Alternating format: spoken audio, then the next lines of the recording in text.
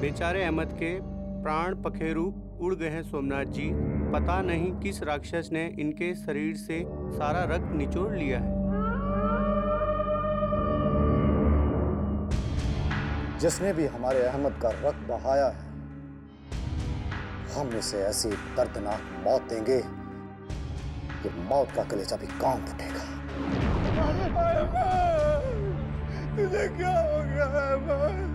हमें छोड़ के कहाँ चला गया तू? अहमद मेरे भाई, हमें छोड़कर कहाँ चला गया तू? अहमद, अपने नाजिम को छोड़ के मत जा मेरे यार। अहमद कहाँ चला गया अहमद?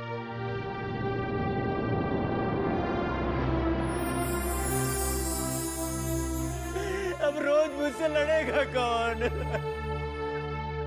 हुजूर से मैं किसकी शिकायत और चुगली करूंगा? हमें छोड़ के मत जा, उठ जा, उठना हुजूर। संभालो अपने आप को नाजिम, चुप हो जाइए हुजूर। अहमद कहाँ चला गया अहमद? हुजूर संभालिए अपने आप को, मत रोइए। आज हमारा दाहिना हाथ कट गया, किसने दाहिना हाथ कट गया हमारा।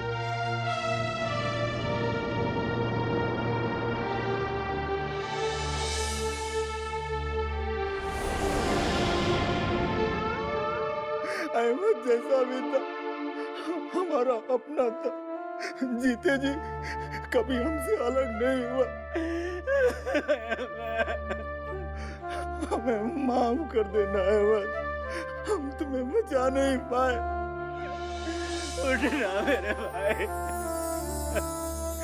लेकिन महायोद्धा क्रूर सिंह सौगंध खाते हैं कि तुम्हारी हत्या जिसने भी की है, हम उसे चैन से नहीं जीने देंगे, चैन से नहीं जीने देंगे। लौट आओ अहमद, लौट आओ, हमें छोड़ के मत जाओ अहमद, हमें छोड़ के मत जाओ। उन्हीं को कौन टाल सकता है क्रूर सिंह जी? आप हम पर भरोसा रखिए, हम अहमद के हत्यारे को कभी क्षमा नहीं करेंगे। उसकी बोटी काट काट कर पागल कुत्तों के सामने फेंक देंगे। आखिर कौन हो सकता है वो हत्यारा जिसने इतनी बेरहमी से हमारे साथी को हमसे छीन लिया?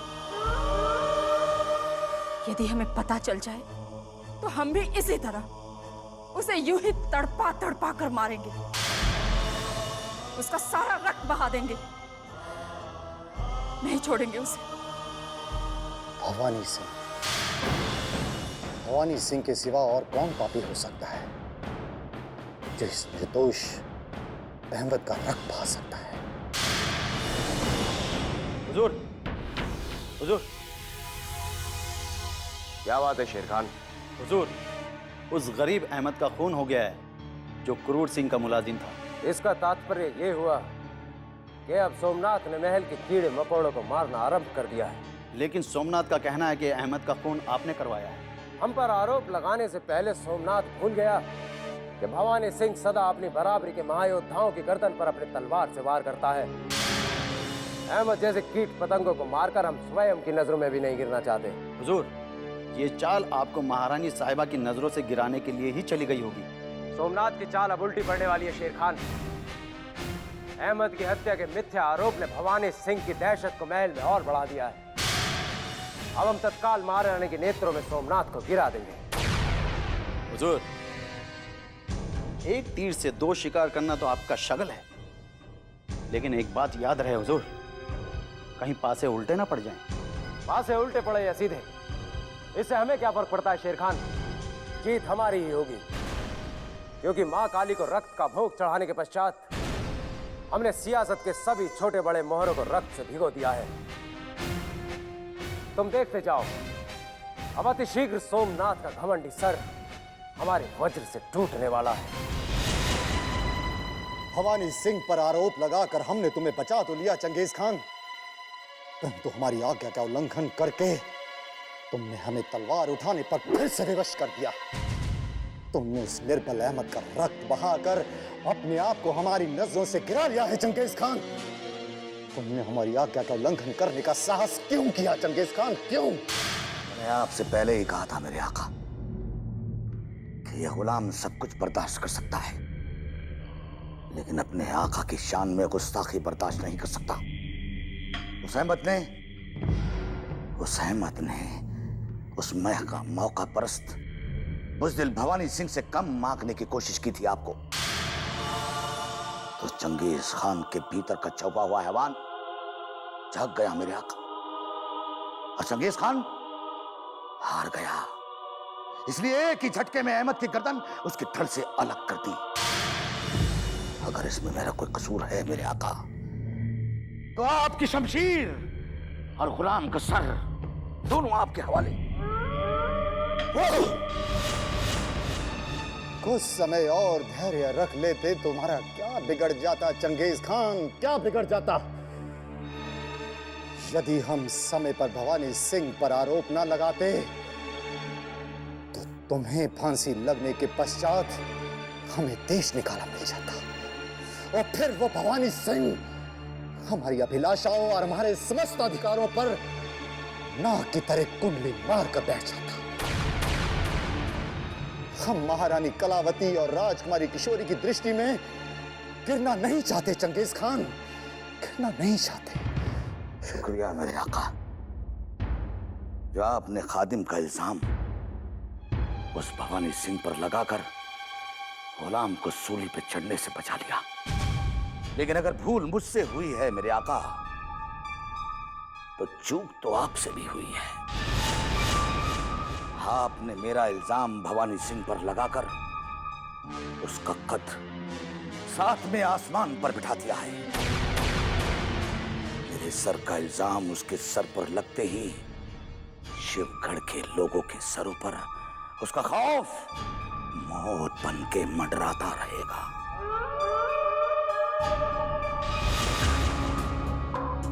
नहीं चंगेज खान, नहीं।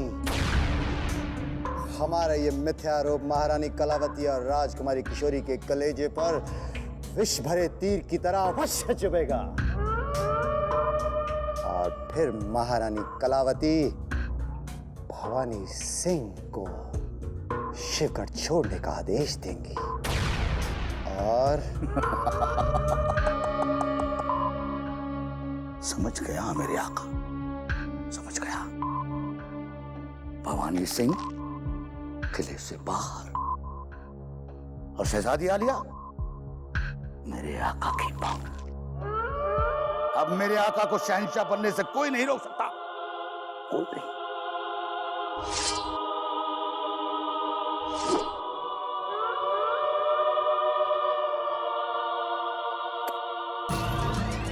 तो लीजिए मेरे आका, आपके इस गुलाम ने आपके और शहजादी आलिया के निकाह की खुशी में अपने ही खून से अपना मुंह मीठा कर लिया।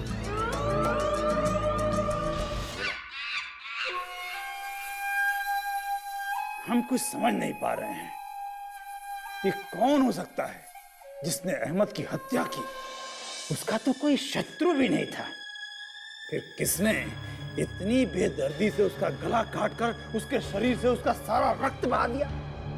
हुजूर, आप ये कैसे कह सकते हैं कि अहमद का कोई दुश्मन ही नहीं था? जरूर किसी दुश्मन ने ही अहमद का कत्ल किया है, वरना एक दोस्त अपने दोस्त को इतनी दर्दनाक मौत कैसे दे सकता है? हुजूर, नाजिम का तर्क सत्य प्रतीत होता है। अवश्य ही अहमद ने जाने अनजाने में इस महल में किसी को अपना शत्रु बना लिया होगा, और फिर वो अज्ञात शत्रु अवसर देखकर अहमद का वध कर दिया। मुझे पता है उस अज्ञात शत्रु के बारे में। नाजिम, तत्काल उस अज्ञात शत्रु का नाम बताओ, हम अपने अस्त्रों से उसका वध कर देंगे। जान की अमान पाऊं तो बताऊं? बताओ। आप और नहीं तो क्या, हमेशा आप उसी पर शक किया करते थे। हमारी बेगम के साथ बाहर घूमा करता है, घर के बाहर ऐसे भिनभिनाता रहता है जैसे गुड़ पर मक्खियां। आप नहीं तो और कौन हो सकता। नाज़िम, हम अहमद पर शक किया करते थे, लेकिन जिस दिन उसकी मृत्यु हुई और हमारी मोहिनी दहाड़ दहाड़ कर रोई, हमारा शक समाप्त हो गया। हम समझे नहीं हुजूर। अल्लाह कसम मेरे भी पल्ले कुछ नहीं पड़ा। मूर्खों, क्योंकि मोहिनी रो रो कर कह रही थी कि अब बाजार से उसकी सब्जियां और सामान कौन लेकर आएगा। मुफ्त में एक गुलाम मिला था, वो भी नहीं रहा। हुजूर, परंतु सोचने वाली बात ये है कि इस महल में आखिर कौन अहमद का शत्रु हो सकता है? कहीं महायोद्धा सोमनाथ का कहा सत्य तो नहीं? क्या महायोद्धा भवानी सिंह ऐसा कर सकते हैं? नहीं केसरिया, नहीं। अहमद जैसा निर्बल और डरपोक व्यक्ति भवानी सिंह जैसे महायोद्धा से बैर नहीं ले सकता। अवश्य ही कोई और कारण है जिसकी वजह से अहमद को अपने प्राण गंवाने पड़े हैं।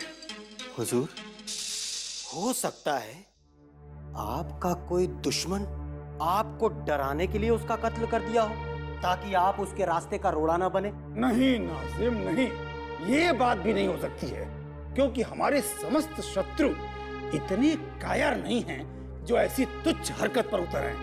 अवश्य ही कोई गहरा भेद है जो हम समझ नहीं पा रहे हैं। एक बार यदि वो कायर हत्यारा हमारे हाथ आ जाए तो हम उसे इतना तड़पा तड़पा के मारेंगे, इतना तड़पा तड़पा के मारेंगे कि कोई भी हमारे योद्धाओं को आंख उठाकर देखने का साहस नहीं करेगा। हुजूर, आप इतना अधिक सोच सोचकर अपना रक्त मत जलाइए। ये काम आप मुझ पर छोड़ दीजिए। अब इस बात का पता केसरिया लगाएगी कि आखिर वो दरिंदा कौन है जिसने हमारे अहमद का इतनी बेरहमी से रक्त बहाया है। हुजूर,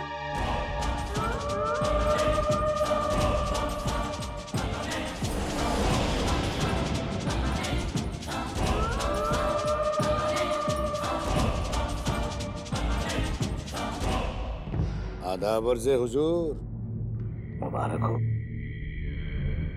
एक नाचीज से कीड़े को मसल कर आपने इस बात का सबूत दे दिया है कि आप बहुत बड़े 30 मारखां हैं। यदि किसी दिन भूल से तुम हमारे पैरों के नीचे कुचलकर मारे गए तो हमें प्रसन्नता नहीं अफसोस होगा कि हमने अपने उजले जूते मैले कर लिए। फिर उस अहमद को मारकर हम उसके रक्त से अपने हाथ क्यों मैले करेंगे? जाकर कह देना अपने आका से, शेर कभी चूहे का शिकार नहीं करता।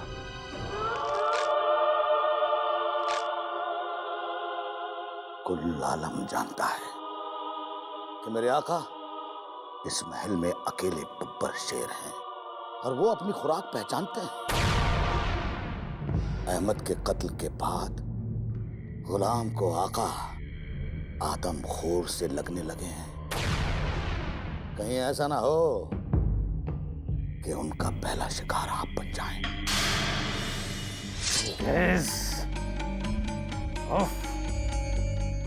कितने विवश हैं हम।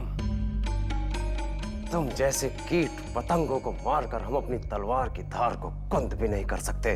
वो तो कहिए कि महारानी का खौफ आपकी शमशीर को खून पीने की इजाजत नहीं देता। अगर महारानी इस महल में ना होती तो अब तक तो आपकी शमशीर इस गुलाम के सीने को चीर चुकी होती। भाग्य बहुत प्रबल है तुम्हारा चंगेज खान। महारानी की इस महल में उपस्थिति ने तुम्हारी अकाल मृत्यु टाल दी है, किंतु कह देना तुम्हारे आका से कि उसकी मृत्यु से पूर्व वो तुम्हारी इस गर्दन को क्रूर सिंह के बच्चों के खिलौने के रूप में देखेगा। ये भवानी सिंह का वचन है।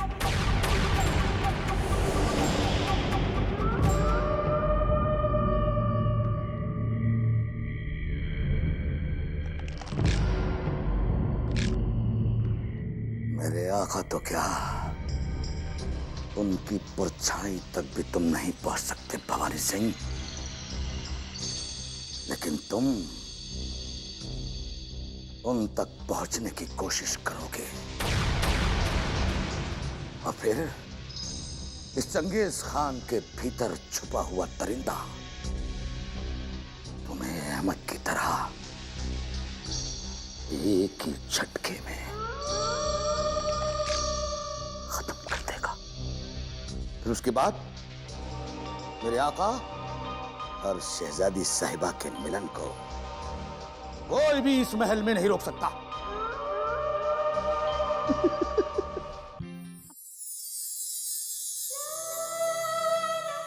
जब आपके पिताश्री हमें सम्मानपूर्वक यहाँ से विदा करेंगे, तब हम आपको भी अपने साथ अपने राज्य लेकर चलेंगे। हमने ये निर्णय कर लिया।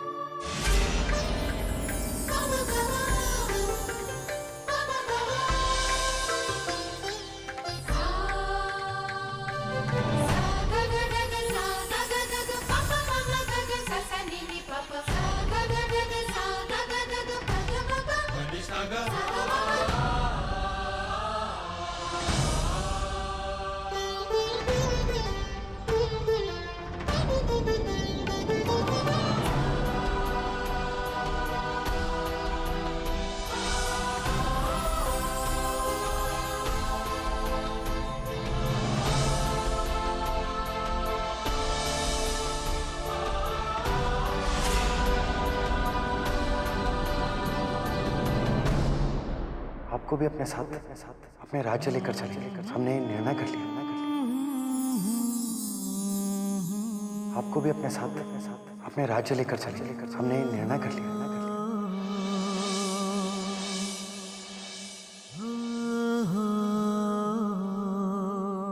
राजकुमारी किशोरी की जय हो। ओ शीला, कुछ देर और सपनों के राजकुमार को देखने दिया होता। राजकुमारी जी, झूठे सपनों से बाहर लौटने का वक्त आ गया है, क्योंकि शिवगढ़ के महायोद्धाओं के आपसी बैर ने अपने ही महल में अपनों का रक्त बहाना आरंभ कर दिया है और क्रूर सिंह के अय्यार की हत्या ने अतिथि युवराज की सुरक्षा पर एक प्रश्न चिन्ह सा लगा दिया है। इसलिए हमें उन्हें यहाँ से भगाने का निर्णय तुरंत लेना होगा। अतिथि युवराज को भगाने का निर्णय? हाँ, किंतु आप इस पर इतना आश्चर्य क्यों व्यक्त कर रही हैं? आज नहीं तो कल उन्हें यहाँ से जाना ही होगा, तो फिर इस काम में देरी क्यों? अभी तो हम उन्हें जी भर कर देख भी नहीं पाए हैं, ना उनसे खुलकर कुछ कह पाए हैं, ना सुन पाए हैं। फिर इतने शीघ्र हम उन्हें कैसे जाने दे सकते हैं? ये आपको क्या हो गया है राजकुमारी जी? क्या आप शत्रु युवराज को इतना चाहने लगी हैं जो आप उन्हें अपनी नजरों से दूर भी नहीं देखना चाहती? युवराज के सिवा हमारी आंखें कुछ नहीं देख पा रही है, और उन्हें शत्रु कभी मत कहना, क्योंकि जिसने शिवगढ़ के राजकुमारी के दिल में जगह बना ली हो, वो शत्रु कैसे हो सकते हैं? राजकुमारी जी, अब कुछ मत कहना। सपनों के देवता से मिलने के बाद न जाने क्यों हमारे दिल में कुछ कुछ होने लगा है। और आपके दिल में हो रहे इस कुछ कुछ से चुनारगढ़ और शिवगढ़ में बहुत कुछ हो जाएगा। बरसों से टला आ रहा युद्ध छिड़ जाएगा। अब तो हम भी देखना चाहते हैं कि शिवगढ़ और चुनारगढ़ की दुश्मनी जीतती है या दो दिलों में पनप रही मोहब्बत।